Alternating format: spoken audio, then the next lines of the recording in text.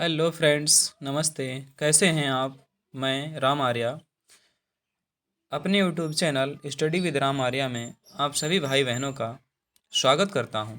दोस्तों, आज हम हिंदी वर्णमाला के बारे में जानेंगे। हिंदी वर्णमाला एक ऐसा टॉपिक है जो लगभग सभी परीक्षाओं में पूछा जाता है, चाहे वो टेट हो, सी टेट हो या अन्य किसी राज्य की टेट परीक्षा हो, या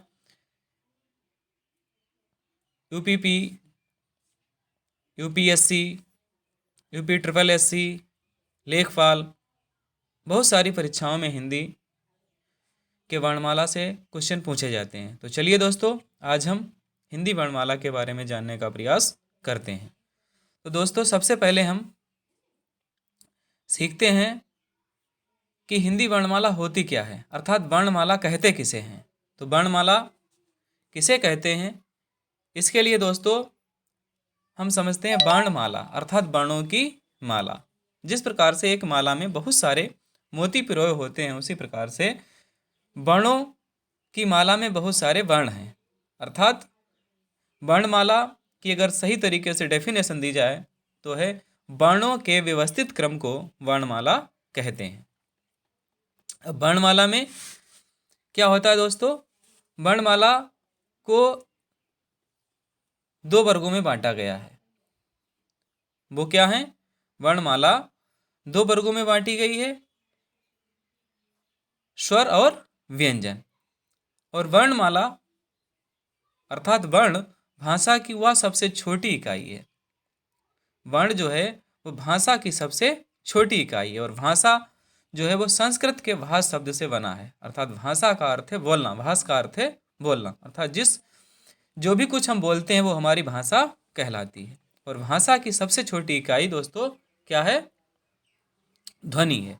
भाषा की सबसे छोटी इकाई ध्वनि या वर्ण है। अर्थात ध्वनि या वर्ण कुछ भी कहते हैं, क्योंकि वर्ण वर्ण को ही ध्वनि रूप जो है वो वर्णों का मौखिक रूप है, और लिखित रूप जो है वो है वर्ण है। अर्थात जो ध्वनि हम लिखित रूप में लिखते हैं वो वर्ण कहलाती है, और जिसे बोलते हैं वो मौखिक रूप जो है वो ध्वनि कहलाता है। अब बात करते हैं दोस्तों वर्णमाला। तो वर्णमाला, जैसे कि पहले भी कहा जा चुका है, कि वर्णों के व्यवस्थित समूह को वर्णमाला कहते हैं। वर्णों के व्यवस्थित समूह को वर्णमाला कहते हैं। तो डेफिनेशन हमारी हुई, वर्णों के व्यवस्थित समूह को वर्णमाला कहते हैं। उच्चारण और प्रयोग के आधार पर हिंदी वर्णमाला के दो भेद हैं। उच्चारण और प्रयोग के आधार पर हिंदी वर्णमाला के दो भेद, स्वर और व्यंजन। अर्थात स्वरों का, अगर स्वरों के बारे में हम कहें तो स्वर वे हैं जो स्वतंत्र रूप से बोले जाते हैं, अर्थात जिन्हें बोलने में किसी की आवश्यकता नहीं होती, किसी की सहायता नहीं होती है, उन्हें हम स्वर कहते हैं। लेकिन दोस्तों, स्वरों में भी कुछ स्वर होते हैं, उसमें भी उन्हें भी बांटा गया है, स्वरों को भी बांटा गया है। स्वरों को मुख्य रूप से दो वर्गों में बांटा जाता है, वैसे तीन वर्गों में भी बांटा जाता है। मुख्य रूप से दो वर्ग वो क्या हैं? तो वो हैं ह्रस्व, ह्रस्व स्वर और दीर्घ स्वर। और तीसरा है प्लुत स्वर। लेकिन प्लुत स्वर के बारे में बहुत ही कम पूछा जाता है, लेकिन पूछ भी लिया जाता है। लेकिन यदि परीक्षा में ऑप्शन दो दिए हों कि स्वरों को कितने वर्गों में बांटा जाता है, तो अगर दो ऑप्शन दिए हैं तो हम दो पर टिक करेंगे, और यदि ऑप्शन में तीन दिया है तो हम तीन पर भी टिक करेंगे, क्योंकि स्वर को तीन वर्गों में बांटा जाता है, ह्रस्व, दीर्घ और प्लुत। और व्यंजन के बारे में आगे चर्चा करेंगे, पहले हम स्वर के बारे में चर्चा करते हैं। तो स्वर के बारे में जानने का प्रयत्न करते हैं कि स्वर किसे कहते हैं। तो स्वरों के बारे में जानेंगे। स्वर, जैसा कि पहले देखा है हमने कि स्वर जिन वर्णों का उच्चारण स्वतंत्र रूप से बिना किसी दूसरे अक्षर की सहायता से होता है, उन वर्णों को स्वर कहते हैं। जिन वर्णों का उच्चारण स्वतंत्र रूप से बिना किसी दूसरे अक्षर की सहायता से होता है, उन वर्णों को स्वर कहते हैं। और हिंदी में कितने स्वर हैं दोस्तों? हिंदी में 11 स्वर हैं। हिंदी में 11 स्वर हैं। अ, आ, इ, ऊ, ऋ, ए, आए, ओ, औ। और दोस्तों वैसे कहा जाता है कि स्वर 13 हैं, तो 13 नहीं, अंग और आहा जो है वो अनुस्वार हैं। उन्हें हम बोलते हैं अयोगवाह, उन्हें अयोगवाह बोलते हैं। और अंग जो है वो अनुस्वार है और आहा विसर्ग है, अर्थात अनुस्वार एवं विसर्ग को अयोगवाह भी कहते हैं। अनुस्वार और विसर्ग को अयोगवाह भी कहा जाता है, इन्हें अयोगवाह भी के नाम से भी जाना जाता है। तो दोस्तों स्वर के बारे में हमने पढ़ा अभी कि स्वर कितने हैं, 11 हैं। और उसमें आ, ई, उ, ऋ, ए, ऐ, ओ, औ, ये 11 स्वर हैं। और अनुस्वार, अंग, विसर्ग, आहा और इन दोनों को अयोगवाह के नाम से भी जाना जाता है। चलिए दोस्तों आगे बढ़ते हैं। और स्वरों का वर्गीकरण, अर्थात स्वरों का वर्गीकरण कितने भागों में किया गया है। बात करते हैं स्वरों के वर्गीकरण के बारे में। तो स्वरों का वर्गीकरण मात्रा या उच्चारण के आधार पर स्वरों का वर्गीकरण। तो मात्रा और उच्चारण के आधार पर स्वरों का वर्गीकरण कितने भागों में हुआ है, ये देखते हैं। ह्रस्व स्वर पहला आता है, ह्रस्व स्वर, जैसा कि पीछे अभी हमने बताया भी है कि इन्हें 3 वर्गों में बांटा गया। इन्हें तीन वर्गीकरण किए गए हैं इनके, ह्रस्व स्वर, दीर्घ स्वर और प्लुत स्वर। तो ह्रस्व स्वर जिन स्वरों के उच्चारण में कम से कम अर्थात एक मात्रा का समय लगता है उन स्वरों को ह्रस्व स्वर कहते हैं। अर्थात जिन्हें कम समय में हम बोल सकते हैं, अर्थात जिन्हें बोलने में हमें कम समय लगता है उन्हें ह्रस्व स्वर कहते हैं। जैसे अ, ई, उ, ऋ, ये 4 स्वर हैं, इनको बोलने में हमें कम समय लगता है, इसलिए इन्हें ह्रस्व स्वर कहते हैं। अब बात करते हैं दोस्तों दीर्घ स्वर की। तो दीर्घ स्वरों के बारे में बात करें तो जिन स्वरों के उच्चारण में ह्रस्व स्वर से अधिक अर्थात 2 मात्रा का समय लगता है उन्हें दीर्घ स्वर कहते हैं। तो दीर्घ स्वर जिन स्वरों के उच्चारण में ह्रस्व स्वर से अधिक अर्थात 2 मात्रा का समय लगता है, अर्थात जितने समय में हम ह्रस्व स्वर का उच्चारण करते हैं उससे 2 गुने समय में हमें दीर्घ स्वर का उच्चारण करना पड़ता है। जैसे हम कहें अ और फिर हम बोले आ, ई, उ, ए, आए, ओ, औ। और इन स्वरों को दोस्तों दीर्घ स्वर में जो भी स्वर हैं इन्हें बोलने में हमें 2 गुना समय लगता है, इसलिए इन्हें हम दीर्घ स्वर कहते हैं। अर्थात दीर्घ मीन्स लंबा समय जिसमें हमें लगता है उन्हें हम दीर्घ स्वर कहते हैं। तो आ, ई, उ, ए, ऐ, ओ, औ, ये क्या है दोस्तों, ये हैं दीर्घ स्वर। चलिए दोस्तों आगे बढ़ते हैं। अब बात करते हैं प्लुत स्वर के बारे में। प्लुत स्वर कौन से हैं? प्लुत स्वर के बारे में बात करें तो प्लुत स्वर जिन स्वरों के उच्चारण में दीर्घ स्वर से भी अधिक या ह्रस्व स्वर से 3 गुना समय अर्थात 3 मात्रा का समय लगता है उन्हें प्लुत स्वर कहते हैं। इसका प्रयोग किसी को पुकारने में किया जाता है। जैसे इसमें देखिए रा बना है और अंत में मा बना है, अर्थात रा के बाद में ये प्लुत का निशान लगा हुआ है। अर्थात प्लुत का निशान कहने का तात्पर्य ये 3 का मतलब होता है 3, अर्थात रा को हमने 3 गुनी देर में बोला, जैसे राम, ओम। तो इस तरीके से ओम जब हम लिखते हैं तो ओम को लिखते हैं दोस्तों ओ, और फिर इसके बीच में एक निशान होता है इस तरीके का और फिर ऐसे लिखा होता है। तो ओम अर्थात ओ को ये 3 क्यों बने होते हैं, 3 का मतलब होता है ओ को 3 गुना समय में बोला जाता है, ओ को 3 गुना समय में बोला जाता है। ओम, वैसे हम ओ एक ही बार में कह देते हैं, लेकिन जब 3 बन जाते हैं तो इसका मतलब ये हो जाता है कि ओ को हम 3 गुना समय बोलते हैं, ओम। तो ये प्लुत अर्थात प्लुत स्वर वो होते हैं जिन्हें बोलने में हमें दीर्घ स्वर से भी ज़्यादा समय लगता है और ह्रस्व स्वर से 3 गुना समय लगता है दोस्तों। तो ये तो हुआ स्वरों का वर्गीकरण की स्वरों को कितने वर्गों में बांटा गया है, ह्रस्व स्वर, दीर्घ स्वर और प्लुत स्वर। अब देखिए इसमें जैसे हम अभी पीछे ये कहा गया है कि स्वरों को हम स्वतंत्र रूप से बोल लेते हैं, अर्थात उनमें किसी के दूसरे वर्ण की हमें सहायता नहीं होती है। लेकिन इसमें स्वरों को कुछ और भी बांटा गया है, इसमें कुछ संयुक्त स्वर भी हैं, अर्थात इसमें ए, ऐ, ओ, औ ये संयुक्त स्वर की श्रेणी में आते हैं। इन्हें संयुक्त स्वर कहते हैं क्योंकि ये दो स्वरों के मेल से बने होते हैं। जैसे ए है, ये आ प्लस ई से मिलकर बना है।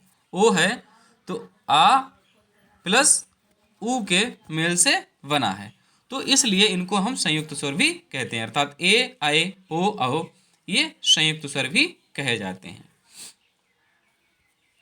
अब बात करते हैं जीभ के आधार पर स्वरों का वर्गीकरण। अब अग्र स्वर कौन से हैं, अर्थात अग्र स्वर किसे कहते हैं? अग्र स्वर का अर्थ होता है जिन स्वरों के उच्चारण में जीभ का अग्रभाग कार्य करता है।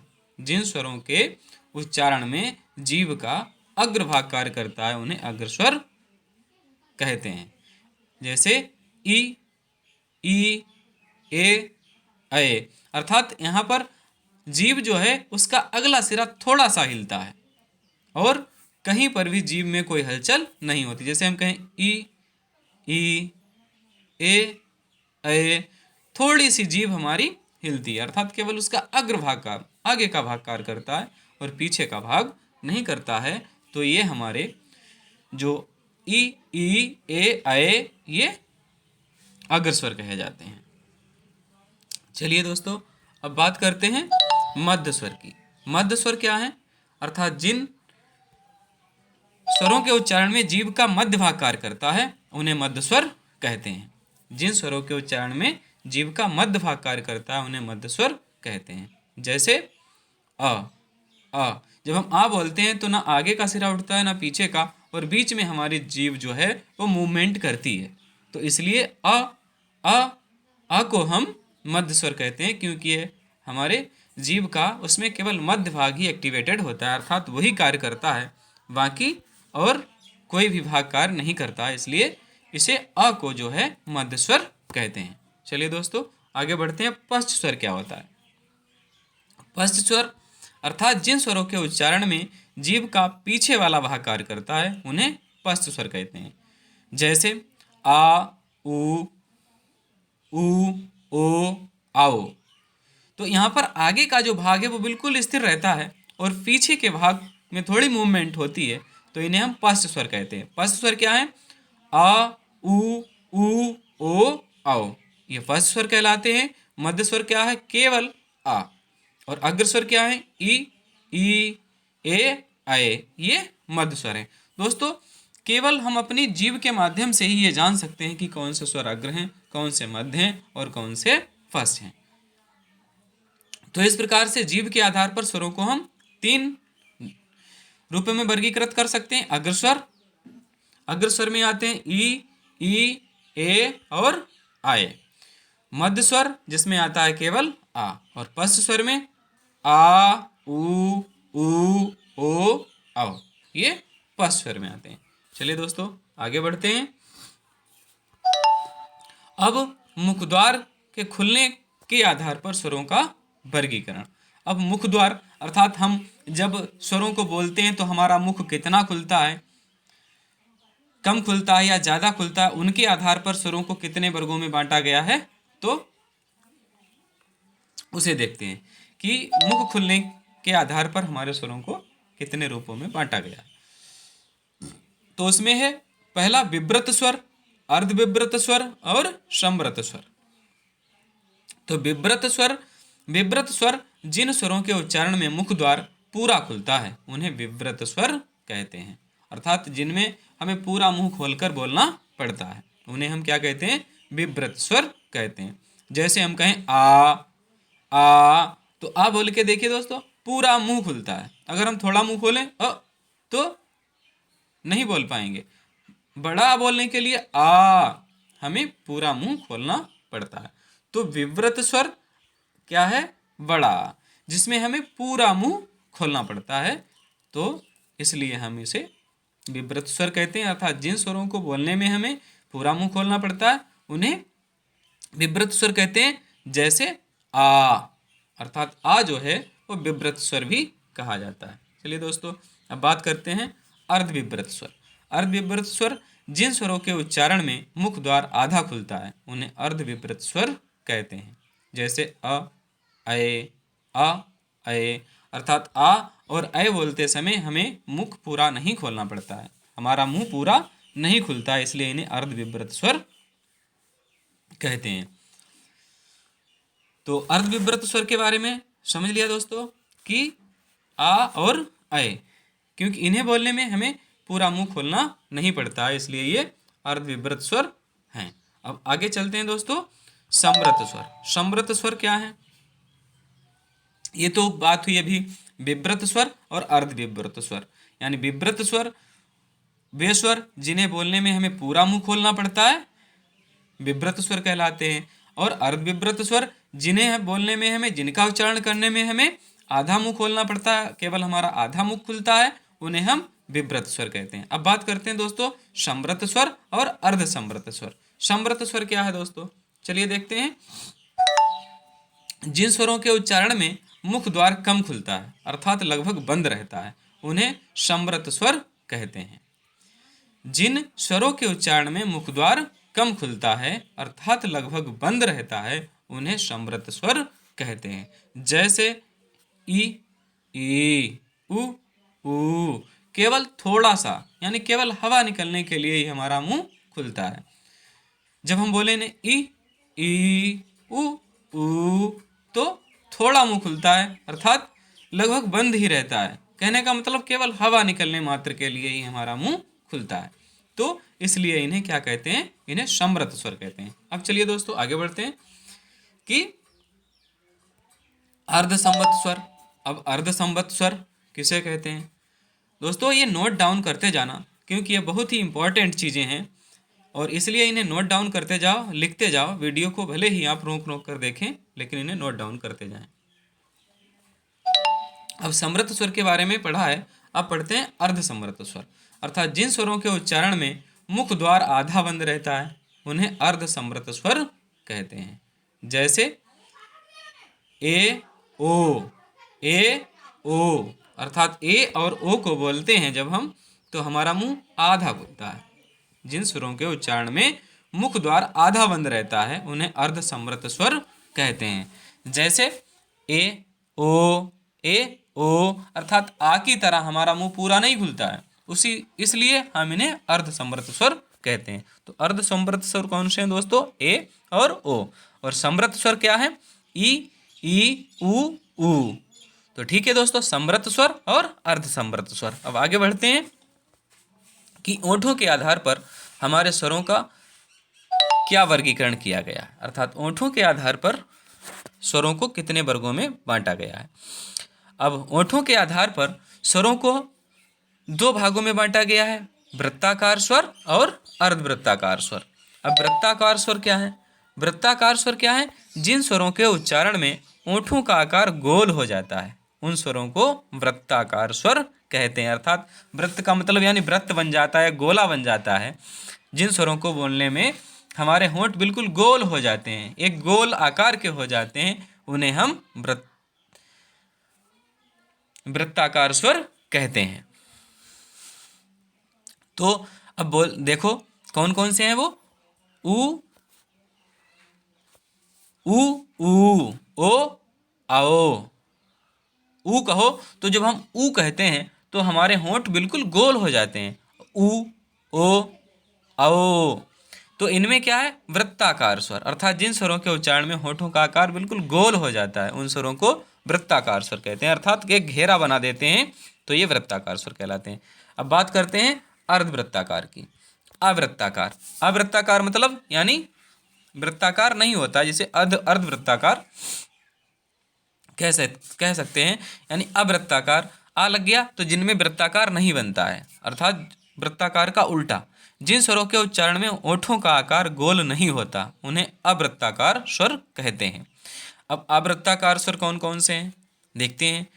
अ, आ, ई, ई, ए, आए। इसमें दोस्तों मुंह तो खुलता है लेकिन हमारे होठों का आकार नहीं बदलता। केवल जैसे मुंह खुलता है तो हमारे होठ भी खुलते हैं, लेकिन वो गोल आकृति में नहीं होते हैं, इसलिए इन्हें अवृत्ताकार स्वर कहते हैं। अर्थात ये वृत्ताकार नहीं। जो स्वरों के उच्चारण में होठों का आकार बिल्कुल गोल नहीं हो उन्हें हम अवृत्ताकार कहते हैं। तो दोस्तों होठों के आधार पर हमारे स्वरों को कितने वर्गों में बांटा गया है? 2 वर्गों में बांटा गया है, वृत्ताकार स्वर, अवृत्ताकार स्वर। ये दोस्तों कोई रटने की बात नहीं है, बोल के देखो। जिनमें वृत्ताकार बनता हो वो वृत्ताकार, जिनमें वृत्ताकार ना बनते हों वो अवृत्ताकार। ठीक है दोस्तों, आगे बढ़ते हैं।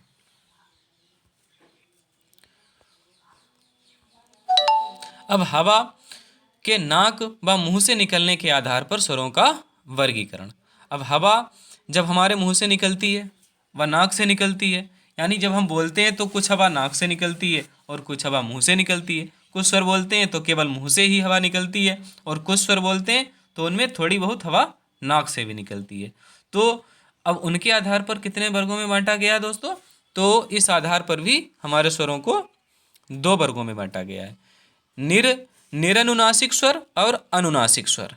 तो समझते हैं दोस्तों कि निरनुनासिक स्वर क्या है। अर्थात जिन स्वरों के उच्चारण में हवा केवल मुंह से निकलती है उन स्वरों को निरनुनासिक स्वर कहते हैं। अर्थात जिन स्वरों के उच्चारण में हवा जो है वो कहाँ से निकलती है? मुंह से निकलती है। उन स्वरों को निरनुनासिक स्वर कहते हैं। जैसे आ, ई। इसमें नाक का कोई भी महत्व नहीं है, अर्थात इसमें नाक का कोई रोल नहीं है, नाक से हवा नहीं निकलती, केवल हम मुंह से ही इन शब्दों को, इन अक्षरों को बोल सकते हैं। आ, ई। तो ये दोस्तों कैसे हुए? निरनुनासिक हुए। अब अनुनासिक स्वर क्या होते हैं? अनुनासिक स्वर क्या होते हैं? जिन स्वरों के उच्चारण में हवा मुंह के साथ साथ नाक से भी निकलती है उन स्वरों को हम क्या कहते हैं? उन्हें अनुनासिक स्वर कहते हैं। अर्थात जिन स्वरों के उच्चारण में हवा मुंह के साथ साथ नाक से भी निकलती है उन्हें अनुनासिक स्वर भी कहते हैं। अब दोस्तों इसमें आ, ई को छोड़ दो, बाकी सारे स्वर जो हैं वो अनुनासिक में आ जाते हैं। ठीक है दोस्तों, आगे बढ़ते हैं। यहाँ तक समझ में आया होगा, आशा करते हैं आपको। आगे बढ़ने के साथ अब पढ़ते हैं घोषत्व के आधार पर स्वरों का वर्गीकरण। घोष क्या होता है? घोष का अर्थ होता है सांस में कंपन होना। दोस्तों घोष का अर्थ क्या होता है? घोष का अर्थ होता है सांस में कंपन होना। अर्थात सांस जो होती है हमारी वो थोड़ी कांपती है दोस्तों। सांस में कंपन हो जाता है। घोषत्व के आधार पर स्वरों का वर्गीकरण। अर्थात घोष का अर्थ होता है सांस में कंपन होना और सभी स्वर सघोष ध्वनियाँ होती हैं। सभी स्वर सघोष ध्वनियाँ होती हैं। अर्थात सभी स्वरों में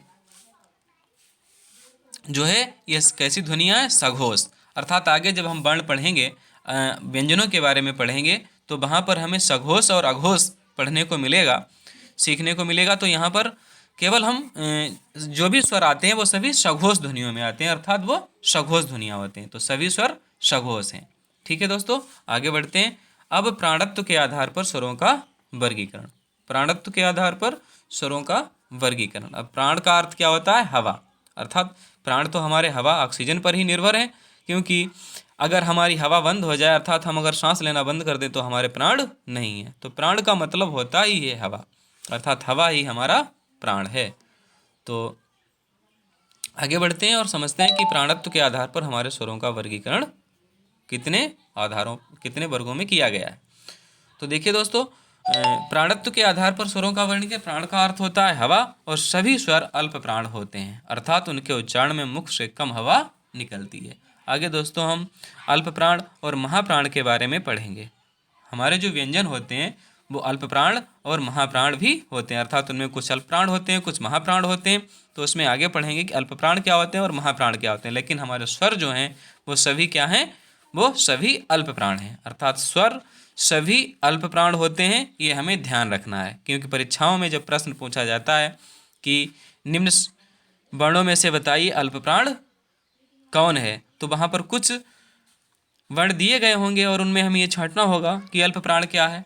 तो अगर हमें कहीं पर स्वर्ग दिखाई दे जाता है तो वो सभी अल्प प्राण हैं, अर्थात सारे स्वर अल्प प्राण होते हैं। ठीक है दोस्तों, यहाँ तक समझ में आया होगा। अब आगे बढ़ते हैं व्यंजन की ओर। अब व्यंजन किसे कहते हैं दोस्तों? व्यंजन अर्थात वे वर्ण जिनके उच्चारण के लिए स्वरों की सहायता होती है व्यंजन कहलाते हैं। अब वे वर्ण जिनके उच्चारण के लिए स्वरों की सहायता होती है व्यंजन कहलाते हैं। अर्थात स्वरों को हम क्या कहते हैं? स्वतंत्र वर्ण, अर्थात उन्हें बोलने में हमें किसी की सहायता नहीं होती। लेकिन व्यंजन को हम स्वतंत्र नहीं कह सकते, उन्हें बोलने के लिए हमें स्वर की आवश्यकता होती है। जैसे हम दोस्तों बोलते हैं का, तो ये का जो बोलते हैं तो का के साथ किसकी मात्रा निकलती है? आ की निकलती है ना। तो का के साथ में क्या निकलता है? आ। और अगर हम आ को निकाल दें, का प्लस आ बराबर क्या बनता है? का। और यदि हम इसमें से आ निकाल दें, यदि हम इसमें से माइनस आ कर दें, तो ये क्या रह जाएगा दोस्तों? क। यानी इसे हम पूरा नहीं बोल सकते, क। तो इस तरीके से किसी भी स्वर को बोलने, किसी भी व्यंजन को बोलने के लिए हमें स्वर की सहायता होती है। अर्थात आ स्वर सभी में जुड़ा होता है, चाहे का हो, खा हो, गा हो, गा हो, यानी जितने भी व्यंजन हैं उन सब में आ स्वर के साथ वो बोले जाते हैं। तो इसलिए इनको हम स्वतंत्र वर्ण नहीं कह सकते हैं। व्यंजन के उच्चारण के लिए हमें स्वरों की सहायता होती है, अर्थात तभी वो व्यंजन कहलाते हैं। ठीक है दोस्तों, अब हिंदी में व्यंजन कितने हैं? हिंदी में 33 व्यंजन हैं। अब व्यंजन के बारे में पढ़ते हैं। स्पर्श व्यंजन। स्पर्श व्यंजन क्या होता है दोस्तों? स्पर्श व्यंजन अर्थात जिन वर्णों के उच्चारण के समय वायु उच्चारण के स्थान को स्पर्श करती हुई बाहर निकलती है तो उन्हें स्पर्श व्यंजन कहते हैं। जिन वर्णों के उच्चारण के समय वायु उच्चारण के स्थान को स्पर्श करती हुई बाहर निकलती है तो उन्हें स्पर्श व्यंजन कहते हैं। आगे बढ़ते हैं दोस्तों। ये समझे हैं कि स्पर्श व्यंजन किन्हें कहते हैं। अब आगे बढ़ेंगे और समझेंगे स्पर्श व्यंजन कौन कौन से हैं। सभी स्पर्श व्यंजन को 5 वर्गों में बांटा गया, इसलिए इन्हें वर्गीय व्यंजन भी कहते हैं। और सभी व्यंजन को कितने वर्गों में बांटा गया दोस्तों? 5 वर्गों में। और 5 वर्गों में वो क्या हैं? का वर्ग, चा वर्ग, टा वर्ग, ता वर्ग, पा वर्ग।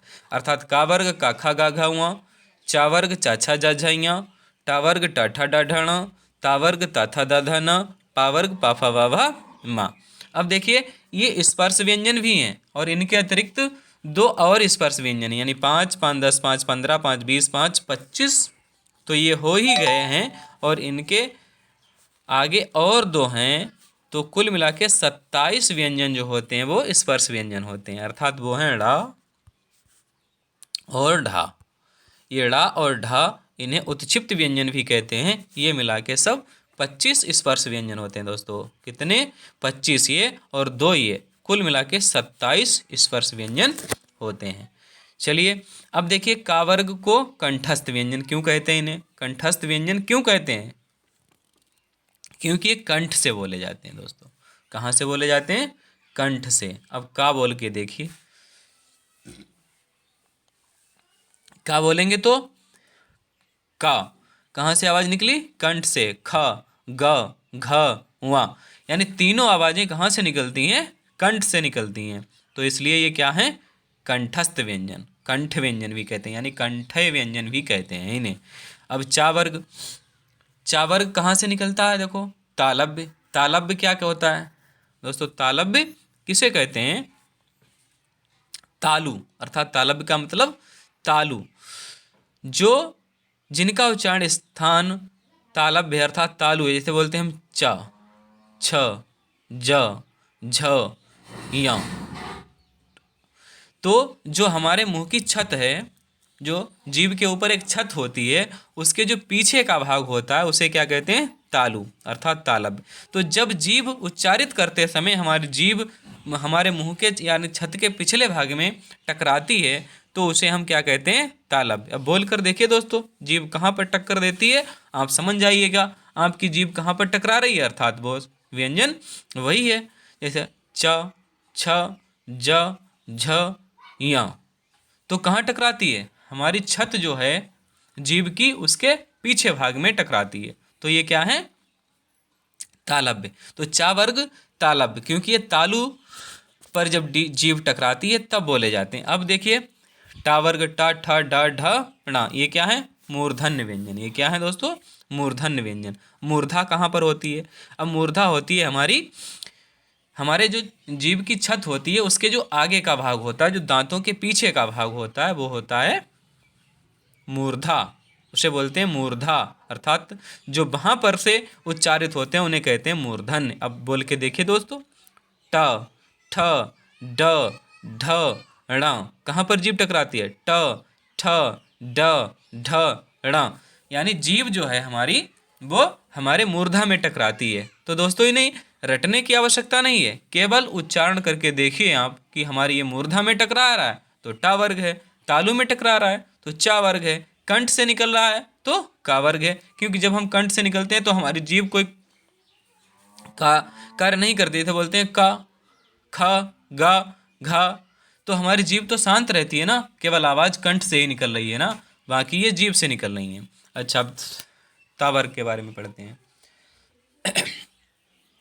अब तावर्ग दंत व्यंजन। दंत किसे कहते हैं? जब इन्हें बोलने में जीभ हमारी दांतों से टकराती है।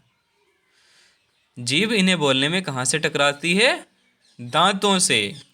जैसे ता थ द ध न, ता थ द ध न।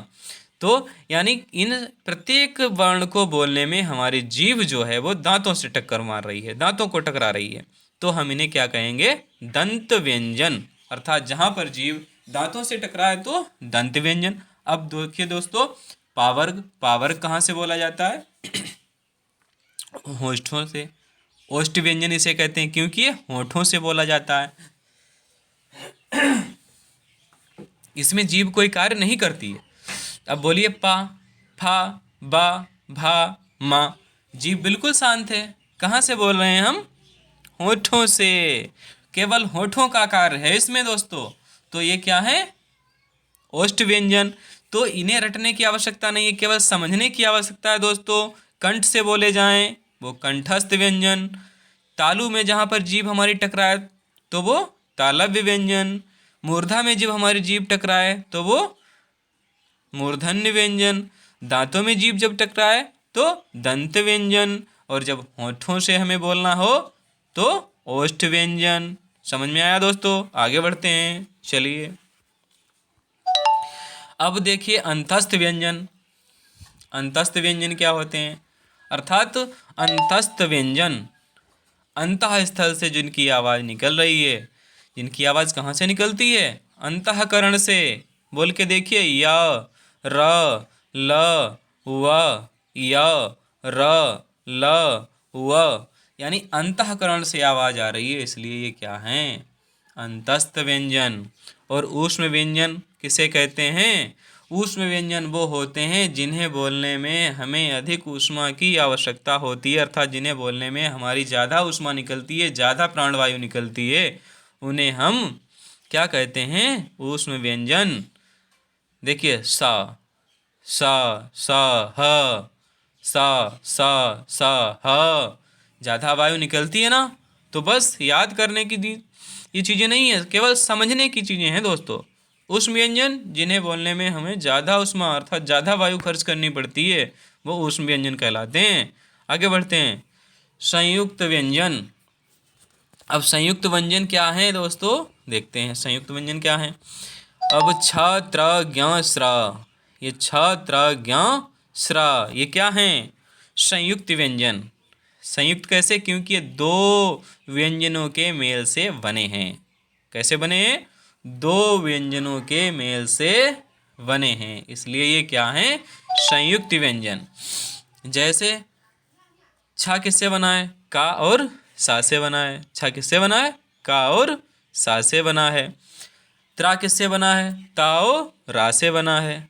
जा किससे बना है? जा और या से बना है। स्रा किससे बना है? स और रा से बना है। दोस्तों परीक्षाओं में इस प्रकार के प्रश्न पूछे जाते हैं।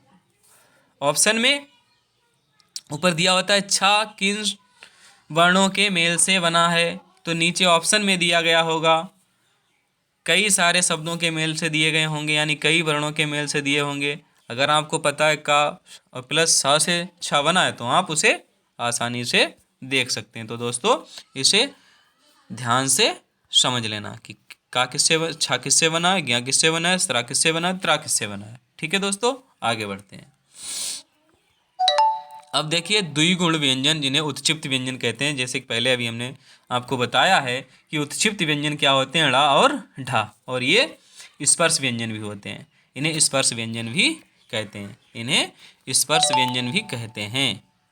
इन्हें स्पर्श व्यंजन भी कहते हैं। स्पर्श व्यंजन भी कहते हैं।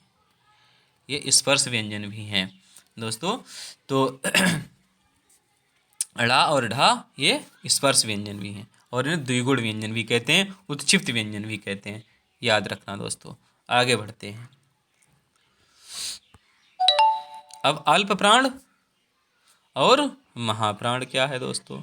अल्प प्राण और महाप्राण क्या है? पीछे पढ़ा ही है कि अल्प प्राण सारे स्वर क्या होते हैं? अल्प प्राण होते हैं। सारे स्वर अल्प प्राण होते हैं।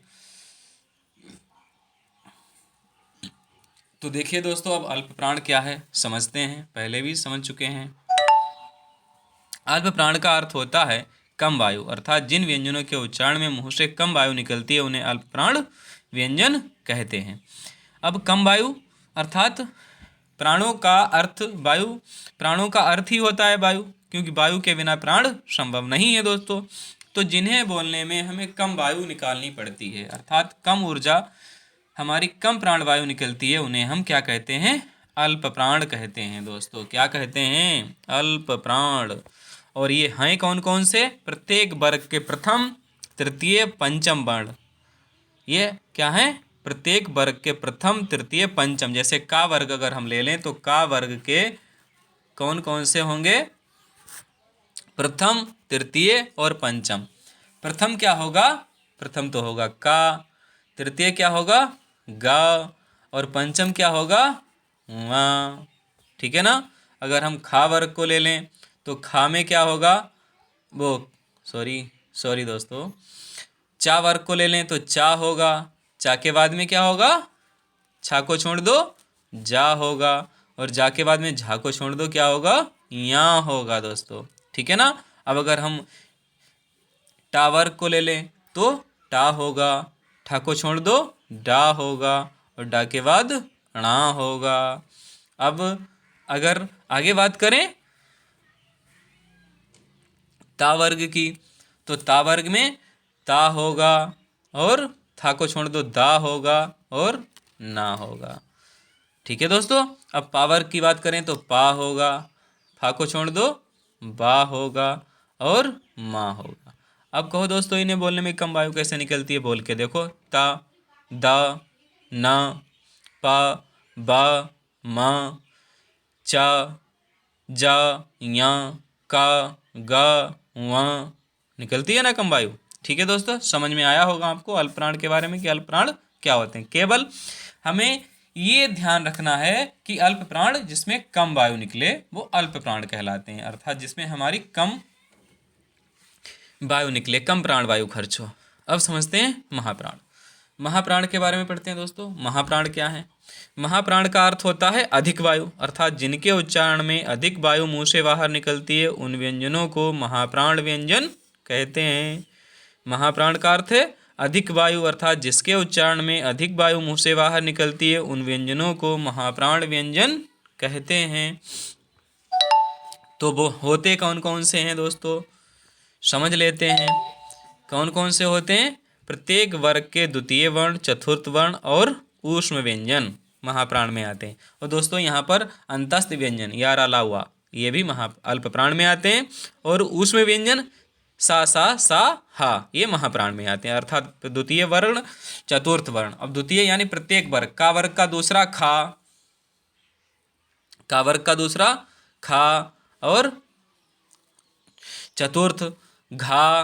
बोल के देखो, का बोलने में हमें कम समय लगता है, यानी कम वायु निकलती है। का, खा, का, खा, ग, घा निकलती है ना। अब अगर हम दूसरे तरफ चले जाएं, यानी चा वर्ग में जाएं, तो चा, अल्प प्राण। छा, जा, झा, अर्थात झा को बोलने में हमें ज्यादा वायु लगती है, यानी जा।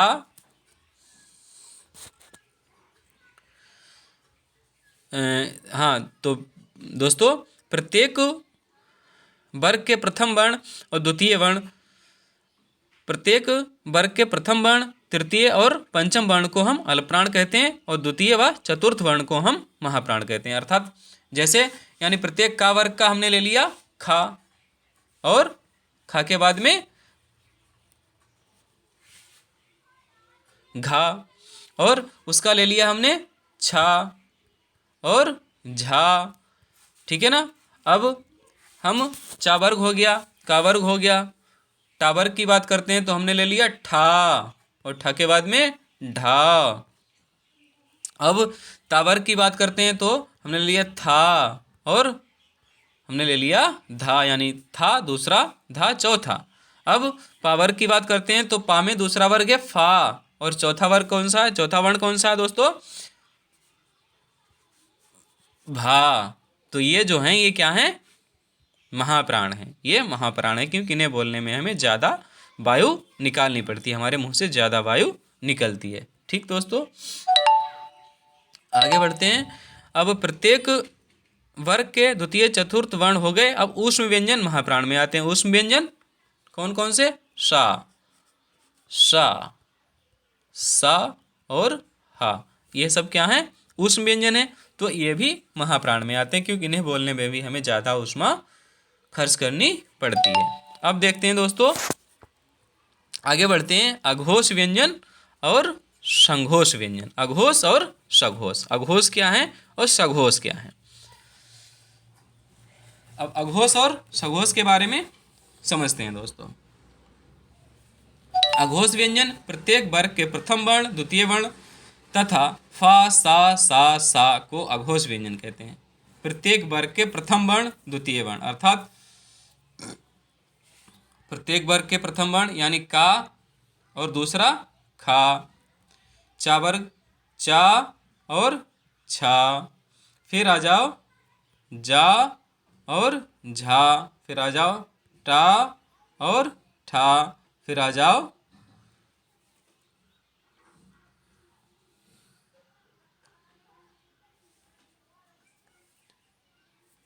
सॉरी दोस्तों, ये जा लिख दिया। प्रत्येक वर्ण का यानी पहला और दूसरा यानी का खा, फिर चा छा, फिर टा ठा, फिर ता था और पा फा, ये क्या है, पा और फा, ये क्या है, ये अघोष व्यंजन है। अर्थात यानी प्रत्येक वर्ग के प्रथम वर्ण और द्वितीय वर्ण और फिर इसके बाद में फा, सा, ये अघोष व्यंजन कहलाते हैं दोस्तों। ठीक है, अघोष व्यंजन के बारे में आप समझ गए होंगे। आगे बढ़ते हैं सघोष व्यंजन के बारे में। अब सघोष व्यंजन क्या है, प्रत्येक वर्ग के तृतीय वर्ण, चतुर्थ वर्ण और पंचम वर्ण और द्विगुण व्यंजन तथा अंतस्थ व्यंजन सघोष व्यंजन में आते हैं। प्रत्येक वर्ग के तृतीय वर्ण, चतुर्थ वर्ण, पंचम वर्ण, अर्थात प्रत्येक वर्ग के हम पहले और दूसरे अक्षर को छोड़ देते हैं, बाकी सभी अक्षर क्या हैं, वो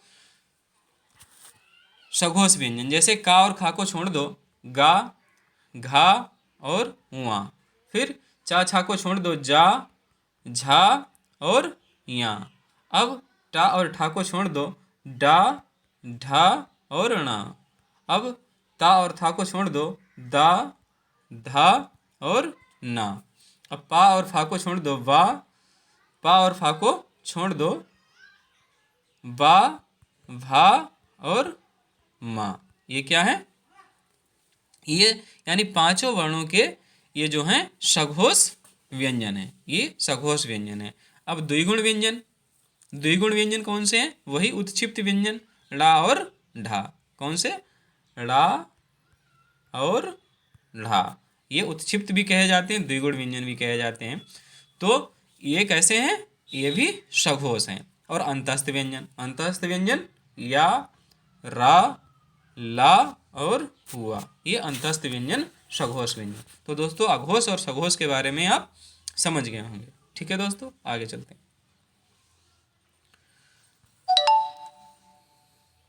अब दोस्तों ये हमारी वर्णमाला यहीं पे समाप्त होती है दोस्तों।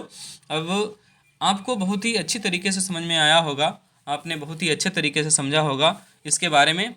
अब दोस्तों अगर आप हमारा वीडियो अच्छा लगा हो तो इसे अपने दोस्तों में शेयर करें दोस्तों, और हमारे channel study with Ram Arya को सब्सक्राइब करें और उसे अपने दोस्तों में शेयर करें। हमारा वीडियो आपको कैसा लगा कमेंट बॉक्स में हमें लिखकर ज़रूर भेजें। ये हमारा पहला वीडियो था, आपको आशा करते हैं अच्छा लगा होगा। तो ज़रूर दोस्तों हमें अपने कमेंट बॉक्स में लिखकर बताएं कि आपको हमारा वीडियो कैसा लगा, और अपने दोस्तों में हमारे चैनल को शेयर ज़रूर करें। हमारे चैनल को सब्सक्राइब करें, बेल आइकन दबाएं, जिससे कि हम अगले वीडियो डालें तो आपको उसका नोटिफिकेशन मिलता रहे। और दोस्तों ये मेरा पहला वीडियो है, आगे मैं आपको मैथ के वीडियो भी प्रोवाइड कराऊंगा, जनरल इंग्लिश के वीडियो भी प्रोवाइड कराऊंगा, और जनरल नॉलेज से संबंधित वीडियो भी अपलोड कराऊंगा। ठीक है दोस्तों, धन्यवाद, नमस्ते, जय हिंद,